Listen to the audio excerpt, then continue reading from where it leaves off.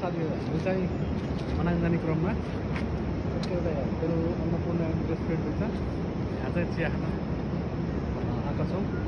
त्यसै गरी बाटो चाहिँ एकदमै अफरोड छ है, बेसी सरदेखि नै पुरै अफरोड छ,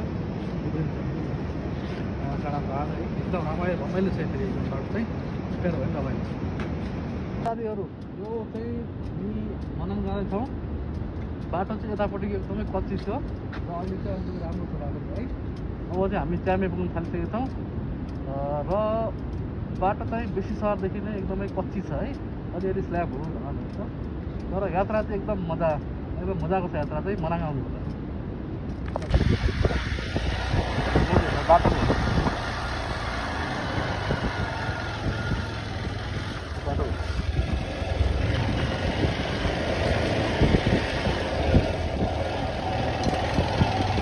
गेट वाला दिन छ र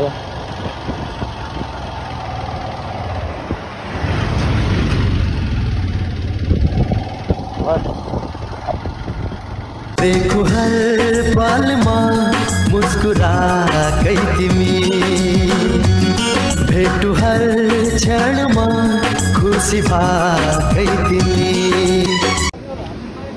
मनाङ प्रवेशद्वारमा आइसकेका छौँ।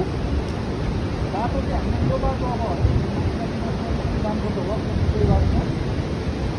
बाटो चाहिँ बिच चाहिँ एकदम अप्ठ्यारो थियो है, तर एकदमै रमाइलो ठाउँ छ। एकदम राम्रो छ साथीहरू। अब चाहिँ हामी मनाङ आइपुग्न लागिसकेका छौँ है।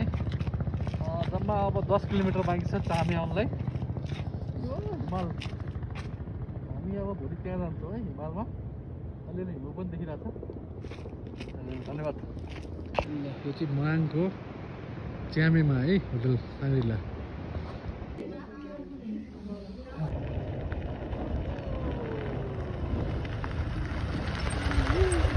साथीहरू अहिले चाहिँ हामी यो मनाङको स्याउ दोकान एकदमै राम्रो ठाउँ छ है, एकदम देखिरहेको छ हिउँ बगेर जाँदाखेरि। अब चाहिँ हामी यता जान्छौँ ब्लु लेकतिर है, अल्पाइन हाउसमा पनि गएर बस्छ हामी। ब्लु लेकतिर बस्छ स्याउ हेर्नु होला है। पुष्पाको स्याउ चाहिँ चर्चामा छ, तर मनाङको स्याउ पनि एकदम मिठो हुन्छ है। ल साथीहरू यो चाहिँ मनाङको स्याउ बगान। स्याउ जति खाए पनि हुन्छ है, टिपेर ल हेर ल, यस्तो राम्रो राम्रो स्याउ छ यहाँ, सिधो छ पुरै है। टिप्या टिप्ने खाने यसरी।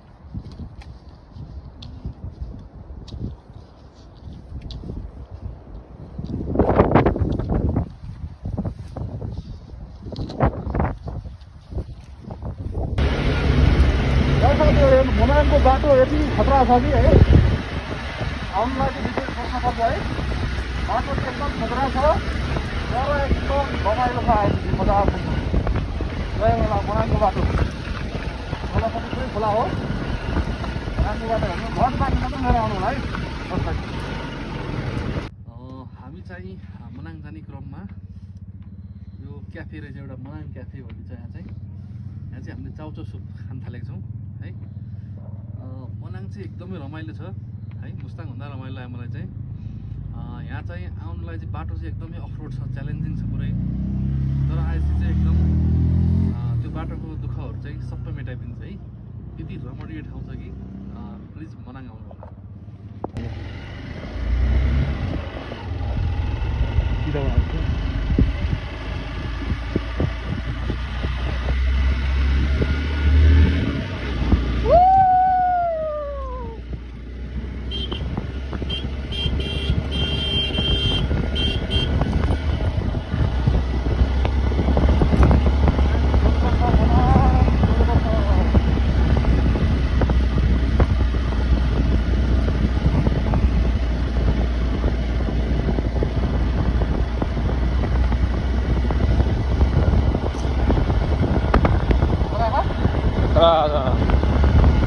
लामै हान्दिउँ न, पछि बरु गरौँला होइन, लामै भिडियो गरिदिउँ क्या।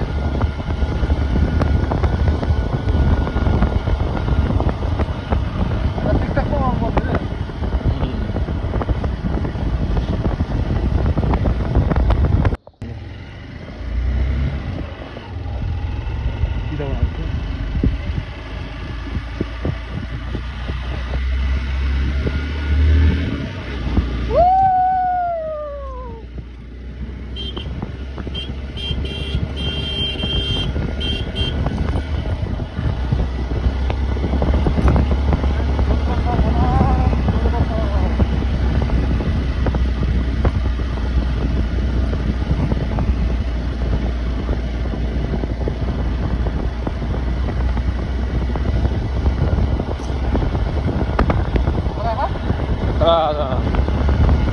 लामै हान्दिउँ न पछि बरु गरौँला होइन लामै भिडियो गरिदिउँ क्या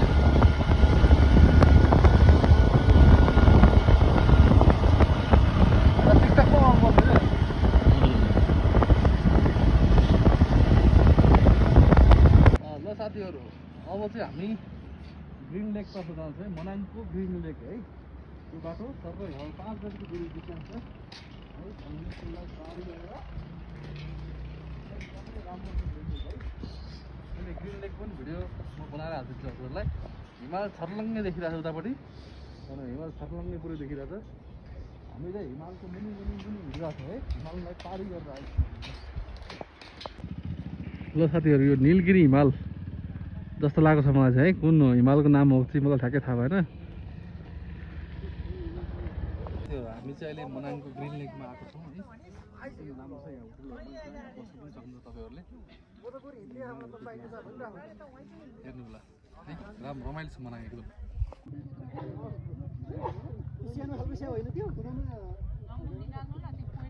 ल साथीहरू अहिले चाहिँ हामी यो मनाङको यो फाँट एकदमै रमाइलो फाँटमा छौँ यहाँ चाहिँ पुलिस चौकी छ है चेकपोस्ट पनि छ यहाँ तपाईँहरूले मनाङ यात्रामा एकदम धेरैवटा ठाउँहरू छ सजिलो गर्ने है एकदम रमाइलो ठाउँ यहाँ चाहिँ हिमाल तल देखिरहेको छौँ है यो चाहिँ एकदमै रमाइलो ठाउँ छ मनाङ चाहिँ आउनु होला है साथीहरू ल हेर्नु त्यो डाँडा हेर्नु ट्रेकिङ जाने दिल्ली जाने चाहिँ त्यो डाँडाबाट हो है सर्लक्क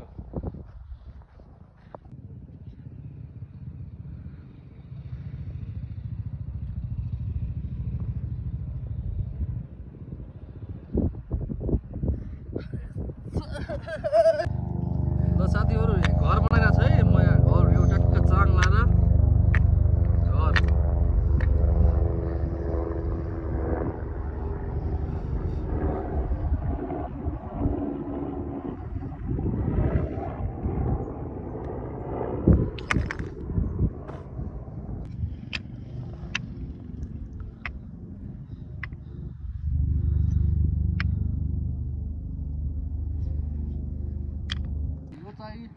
मनाङको ब्लू लेक हो एकदमै ब्युटिफुल छ है राम्रो छ एकदमै यहाँ चाहिँ बाइक पनि आउँछ है एकदम सजिलो तरिकाले बाइक आउँछ यो लेकमा चाहिँ मनाङको यो लेक चाहिँ घुम्नलाई नछुटाउनु होला है धन्यवाद